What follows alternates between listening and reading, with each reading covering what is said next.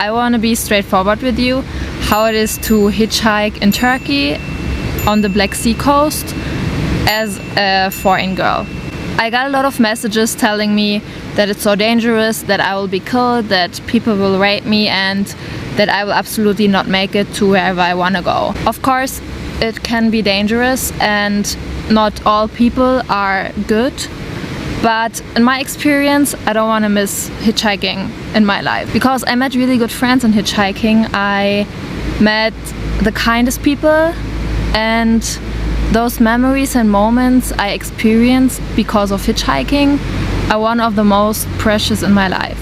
So during the last week I hitchhiked with 18 cars, and there was only 1 or 2 persons that made me feel uncomfortable. So the first thing you should know is that probably only men will stop for you if you are a solo female traveler like me. So what happened with these 2 incidents was the following. The first one was a guy, he was around my age and he spoke only Turkish. He started small talk with me, he seemed to be really nice, and during the conversation I realized that he just wanted to know everything about my love life, if I had a boyfriend, if I'm going to meet a male friend, where I was going or not, and just like these questions that make a female traveler uncomfortable. And I still don't understand why males have to ask these questions, or why do they have to make you feel uncomfortable in the first place. I don't know what's in their mind, but yeah, you have to prepare for these kind of questions a lot. So I'm usually telling people that I have a boyfriend, that I'm going to meet my friends in the next place. I say that I'm meeting several friends, girls and guys, if they're asking, and I'm telling them that I'm not traveling alone, just this specific kind of route.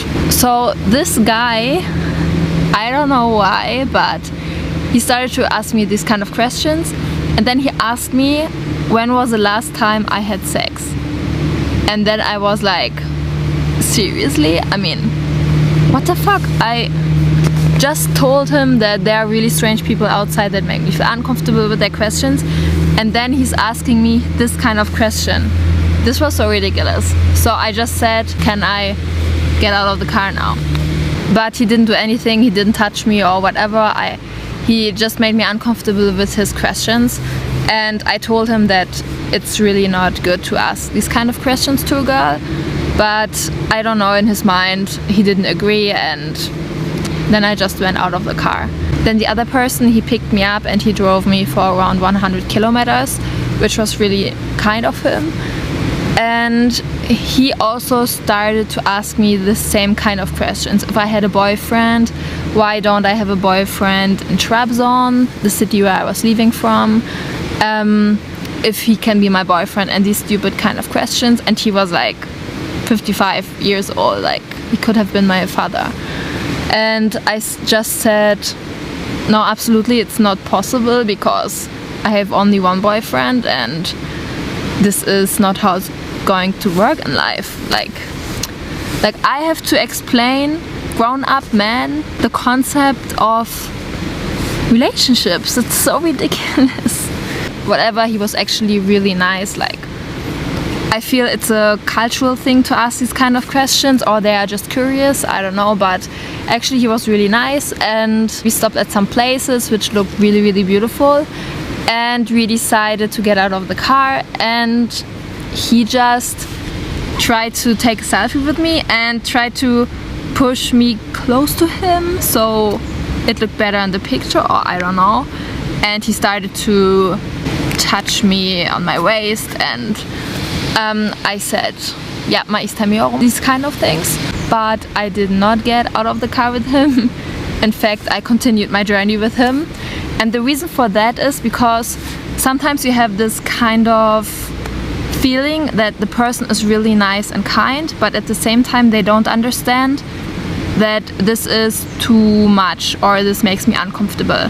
So I explained him that it's not okay to ask these questions, it's not okay to touch my waist because you're taking a selfie with me. And I feel like he understood this, but he was actually not a bad person. And if you're planning to hitchhike in Turkey, especially on the Black Sea coast, you should be prepared to learn a little bit of Turkish, because I haven't met one single person that spoke English here. So 100% of the drivers didn't speak any other language than Turkish here. So another thing I'm doing is, when I'm getting inside of the car, I'm trying to start a conversation with the driver so that we get kind of a connection, and I try to be the driver's friend. So this makes me more comfortable, because I think if I am the friend of the driver, he will not kill me or rape me, because you're not doing these kind of things to your friends. At least that's what I'm thinking. And I think if you're just showing that you're open-minded, that you're self-confident, and that you know where you're going and what you're doing, then the percentage of something bad to happen will decrease. At least that's my feeling. And in those last days, I never felt that I was in a dangerous situation. I never felt that something was going on with the driver wanting to do something to me. So why I am hitchhiking in the first place? There are two reasons for it. First is, I'm traveling by myself and I want to meet other people. I want to have closer connections to the people here, and it just makes my day better to meet locals and to be around other people who know the area and who can show you better places and help you. The second reason is, sometimes it's really difficult to find the public transportation here to the exact spot where you want to go. And in most cases it's so much easier to just hitchhike there. People will pick you up after 5 to 10 minutes, and mostly they're just really friendly people that are trying to help you. And of course, I'm not trusting everybody. There are a lot of rides where I'm just saying, hey, I want to get out of the car, or I'm not even getting inside the car in the first place. And it's very important to be self-confident and to tell the driver if you don't like something.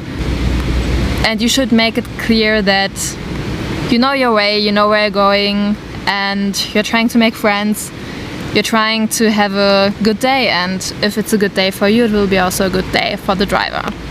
So yeah, that's it from me. I hope you got some useful insights. It's going to rain, and bye bye.